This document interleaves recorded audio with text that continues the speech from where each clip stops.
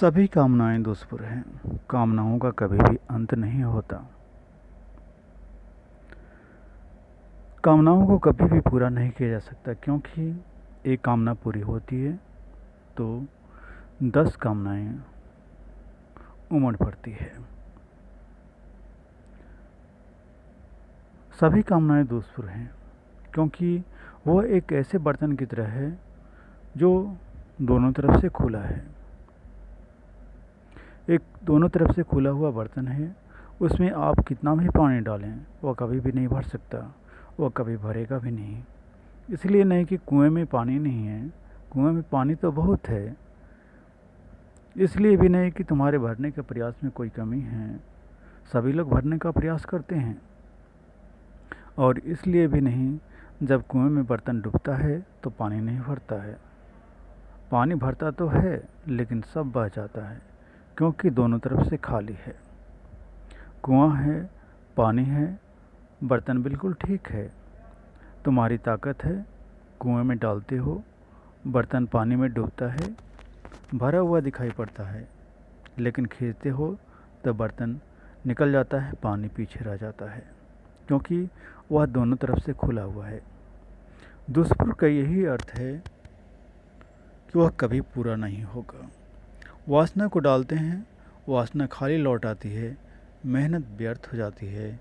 जो पानी में भरा हुआ दिखाई पड़ा था वह धोखा सिद्ध होता है। परमात्मा हमें हमेशा मौका देता है कि कामनाएं पूरी हो जाएं, लेकिन कामनाएं कभी पूरी नहीं होती। कामनाएं पूरी नहीं होती है और हम मृत्यु के द्वार तक पहुंच जाते हैं। ऐसे ही हमने बहुत जन्मों तक अपनी कामनाएं पूरी करने की कोशिश की है, लेकिन कामनाएं कभी पूरी नहीं हुई। उसने बहुत सा मौका दिया है, बहुत से जन्म दिए हैं और आगे भी देने वाला है। वह कभी भी अधैर्य नहीं होता, उसका धैर्य हमेशा बना रहता है, आगे भी वह मौका देता रहेगा। लेकिन हम हर बार यही करते हैं, कामना पूरी करने की कोशिश करते हैं, लेकिन कभी भी पूरी नहीं हो पाती है। काम बाकी रह जाते हैं, कुछ न कुछ तो बाकी रह ही जाता है और मन कहता है बस इसे पूरा कर लो, लेकिन उसे पूरा करने में हम 10 नई और वासनाएं पैदा कर लेते हैं। और वासनाएं हैं कि कभी पूरा नहीं हो सकती। वासनाएं नहीं पूरा होने के कारण, अगर मृत्यु समय में वासनाएं पूरी नहीं होती है, वासना मन मस्तिष्क में घूमती रहती है, तो उसी के अनुसार अगला जन्म होता है।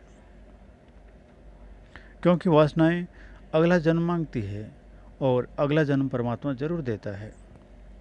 हम बहुत ही अजीब लोग हैं। हम एक तरफ हम कहते हैं कि समय बहुत कम है, और दूसरी तरफ कहते रहते हैं दिन रात की समय काटे नहीं करता।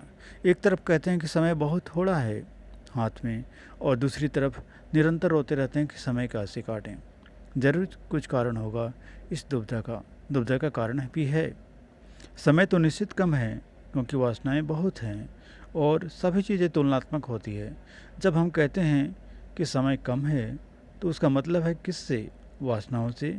जिसकी वासनाएं नहीं उसके पास तो समय बहुत है, उसका कोई अंत नहीं। और जिसके पास वासनाएं बहुत है, समय बहुत ही छोटा है।